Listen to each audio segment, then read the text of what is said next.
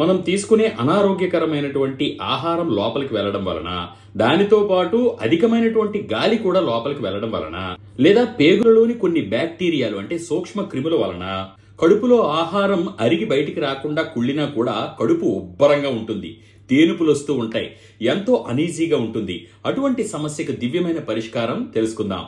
జై శ్రీరామ్. అందరికీ నమస్కారము. నేను ప్రదీప్ వానపల్లి. ముందుగా మా తల్లిదండ్రులకు, గురువులకు, పెద్దలకు పాదాలు పట్టి ప్రార్థిస్తున్నాను.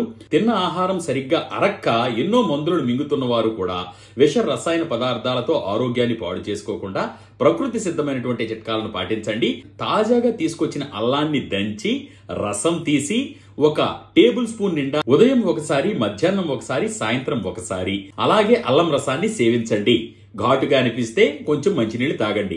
తద్వారా కడుపులో పేరుకుపోయినటువంటి సూక్ష్మ క్రిములన్నీ కూడా చనిపోతాయి, కడుపు ఉబ్బరం తగ్గుతుంది, జీర్ణశక్తి పెరుగుతుంది. ఇలా ఒక వారం రోజుల పాటు చేస్తే మీ కడుపు ఉబ్బరం అనేటువంటి సమస్య పూర్తిగా తగ్గిపోతుంది.